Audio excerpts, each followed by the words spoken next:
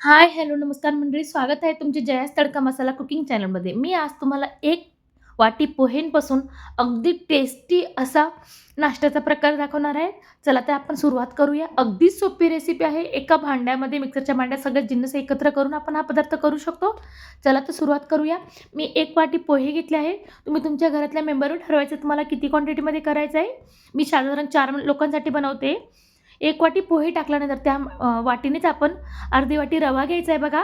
प्रमाण अगदी असंच राहू द्यायचं, जेणेकरून छान परफेक्ट पदार्थ बनतो. आणि पाव वाटी बेसन, बस इतकंच. 1 वाटी पोहे, अर्धा वाटी रवा आणि पाव वाटी बेसन. हे प्रमाण अगदी अचूक आहे. त्यानंतर चवीनुसार मीठ टाकायचं आहे.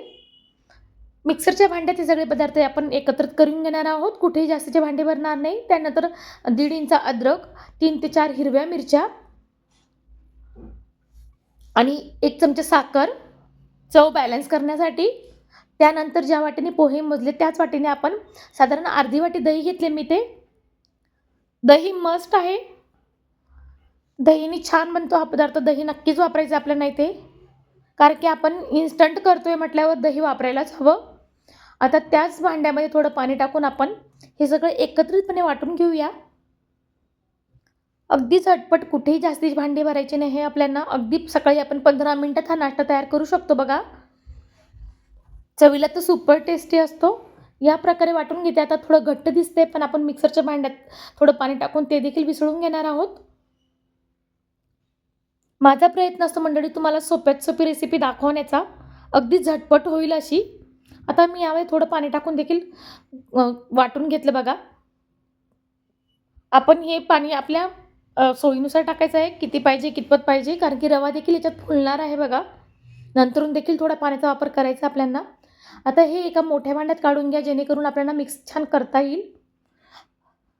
ते काढल्यानंतर आपण त्यामध्ये हिंग वापरायचं आहे. हिंगाने डायजेशन छान होते, म्हणून हिंग नक्कीच वापरायचा. हिंगाने टेस्ट देखील इन्हॅन्स होते पदार्थाची. हिंग टाकल्यानंतर आपण त्यामध्ये अगदी थोडा हळदीचा वापर करणार आहोत कलर येण्यासाठी. हळद टाकल्यानंतर 1 चमचा तेल, बस. हे सगळं आपण एकत्रितपणे छान मिक्स करून घेऊया आता चमच्याच्या साहाय्याने. तेल छान टाकायचं. 1 चमचा टाकायचं तेल आपल्याला, कारण की पदार्थ कोरडा होत नाही मग.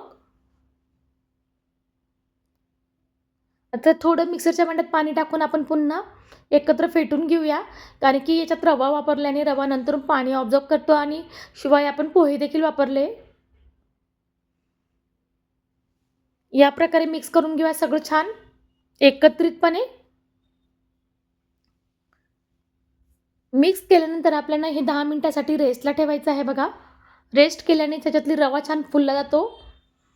त्यासाठी रेस्ट करू द्यायचं आहे आपल्याला.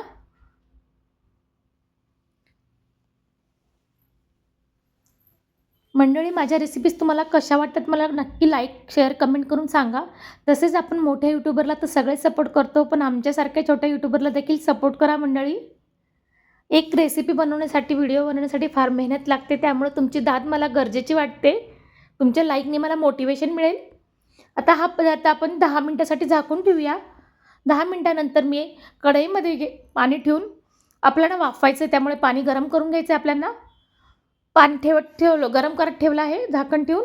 त्यानंतर 10 मिनिटानंतर मी ते 1 इनोचं पॅकेट वापरून त्यावर थोडं पाणी टाकणार आहे ॲक्टिवेट करण्यासाठी इनो. आणि छान इनो टाकल्यानंतर आपल्याला करायच्या टायमालाच इनो टाकायचा आहे बघा, आधी वापरायचा नाही.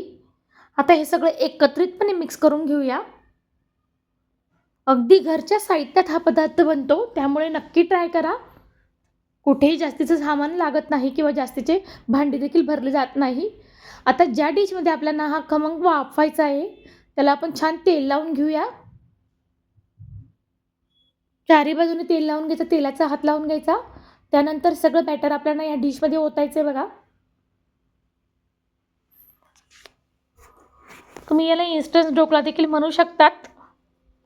सकाळच्या नाश्त्यासाठी तो उत्तम पर्याय आहे मंडळी हा. शिवाय मुलांना टिफिनला देण्यासाठी देखील छान पदार्थ आहे. आता ही डिश थोडी टॅप करून घ्यायची आपल्याला जमिनीवर, आणि त्यानंतर मी याच्यावर लाल तिखट वापरणार आहे थोडं, डोळ्याला छान दिसावं म्हणून. तुम्ही स्किप देखील करू शकतात, पण छान दिसते वाफवल्यानंतर. मिरची पावडरचा हा लाल छान वाटतो लाल कलर. आणि त्यानंतर हे पाणी देखील आपलं गरम झालं. छान उकळतच पाणी घ्यायचं आपल्याला, नाही ते गार पाण्यामध्ये डिश ठेवायची नाही, नाहीतर आपला खमंग छान फुलणार नाही बघा. तर कढईमध्ये मी एक असं भांडं ठेवते, स्टँड ठेवते. त्यानंतर आपण त्यावर डिश ठेवणार आहोत, जेणेकरून पाणी डिशमध्ये जाणार नाही.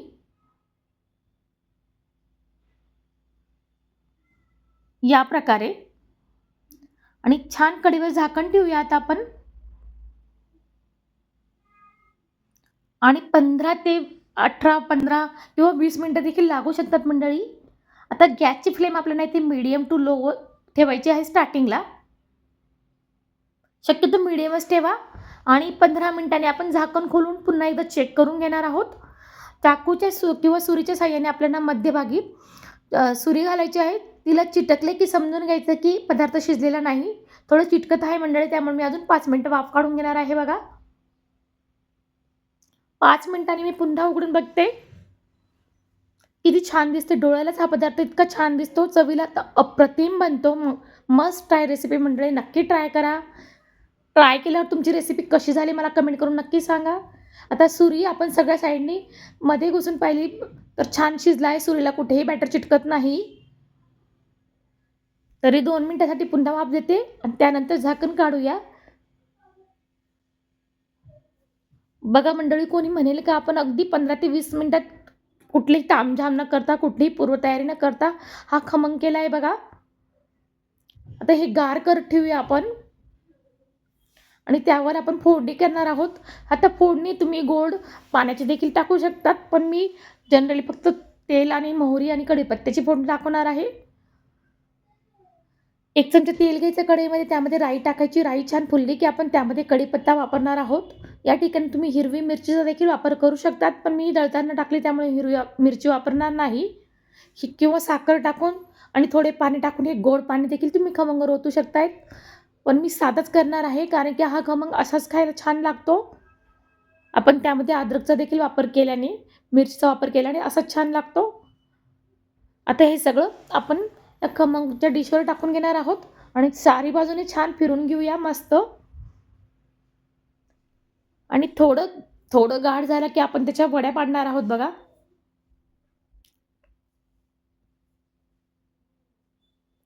छान सुरी किंवा कटरने कटर घेऊन आपण छान वड्या पाडून घेऊया. त्यावर मी थोडा खोबऱ्याचा किस देखील वापरते.